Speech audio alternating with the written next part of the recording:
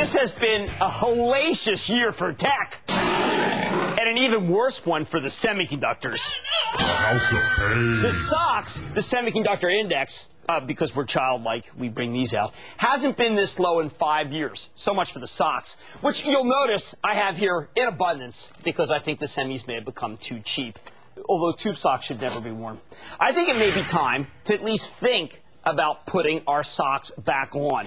But before we talk about why the semis might go up, you got to know what brought them down. It's a question of slowing growth and amazing increased competition. From 1990 to 1999, the semi industry grew at a rate of 13% a year. It was considered to be premier growth.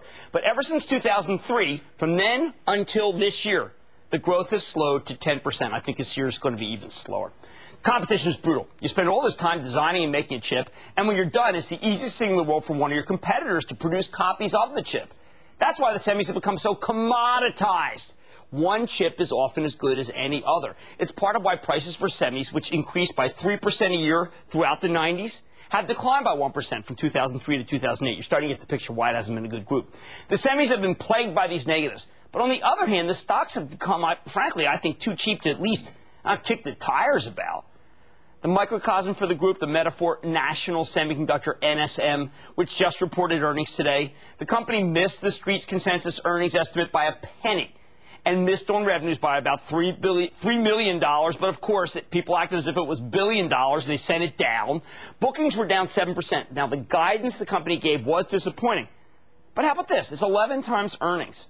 I mean, isn't the stock kind of cheap? Especially when you consider that it's better than the average semiconductor play with its high-end chips that reduce power consumption, the kind of chips that really aren't a commodity. I mean, perspective, the stock is down about 28% over the last year, and despite it being one of the oldest and best Silicon Valley stalwarts, it's only worth about $4 billion, even though it's bought back more than 140 million shares, almost 40% of the company in the last 3 years, for heaven's sake. But before I put both feet in, before I pull the trigger, before I say this is the bottom, since the semi space has become so brutal, I want to talk to Brian Halla, straight shooter, chairman and CEO of National Semiconductor. Mr. Halla, welcome to Mad Money. Hi, Jim. Thanks for having us on, despite that introduction. Well, look, I mean, I got to put it in perspective, because when I was growing up and as a hedge fund manager, all I knew was semis, because it was the greatest growth industry in the world. Am I right in thinking that it's become more of a gross domestic product play than it is a play of constant growth?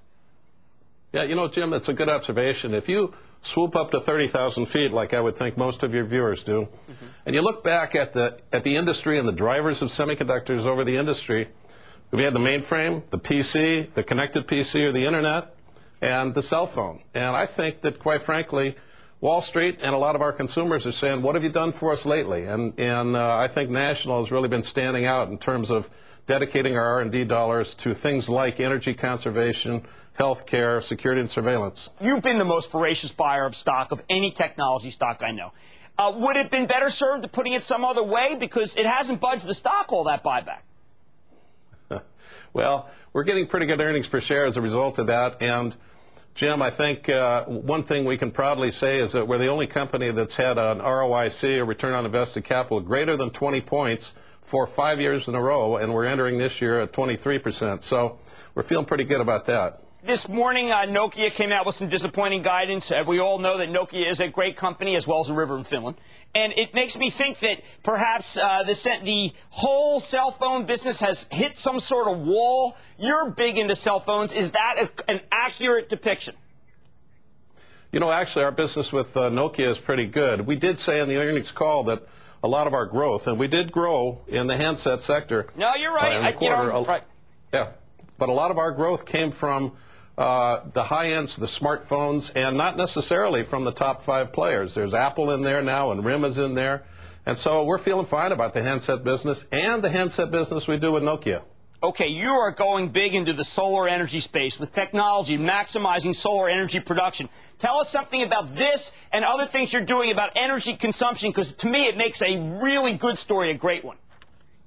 Oh, it's fabulous. We worked with one of the universities, and I won't mention them, unfortunately, because we'd like to keep them a secret, in coming up with electronics that bolt onto solar panels that can actually increase the efficiency of a solar panel that may have gotten some debris on it, or a cloud goes over, we can bring back 40 to 50% of that energy from that panel. And over the course of a day, a normal day, we can improve the efficiency of any solar array by about 20%. All right, so give me an example, not the school, but I'm in California, the PUC is saying, listen, let's have solar panels. Will you make it so that there'll be utilities that will think, well, you know what, we got to go whole hog on this? Because when we do a lot of work on solar, we find that the actual rates right now are still not competitive to the bad boys, to the carbon fuel guys.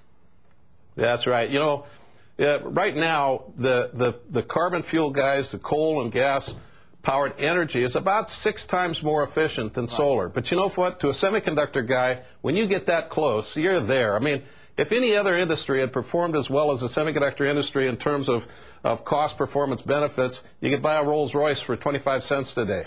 So 6X is, we're almost there. All right. I got to ask this. I know that you have created tremendous value over the years. I know you're not in charge of the stock, you're in charge of the business. But what do we say to someone who's owned the stock for 10 years and hasn't made any money? How about that, Sarah Palin? Well, that's one thing you could say. I think that you're giving her all she's got, Scotty, but I still am trying to figure out what is going to get the stock moving. Jim, you hit it absolutely right on the head. Not only are we at a low for the whole industry, but if you look at all the semiconductor companies right now, including the darlings, Intel, all the analog companies, we're all in a PE range of about 12 to 14 or 15. That's never happened in the history of the industry. I mean, we used to be somewhere between 30 and 50 like clockwork.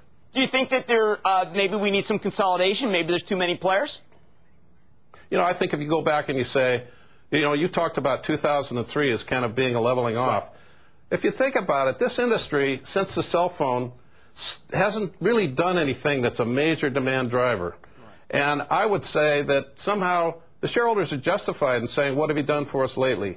And what we're seeing now, Jim, is there's a whole bunch of new megatrends coming along, like healthcare costs, like alternative energy, like security and surveillance, and personal mobile devices that are going to drive demand going forward. So I'd say the first thing you look for is an analog company, because all of these devices now are going to be solving real-world signal types of problems and not zeros and ones. So there's a few pretty good analog companies. We think we're one of the best. Excellent. Brian Halla, Chairman, CEO of National Semiconductor. Great to see you, sir.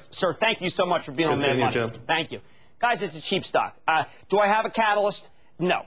But do you want to be in tech? And you want to know what has a bottom in it as opposed to some of the other stocks that are just where the bottom's falling out?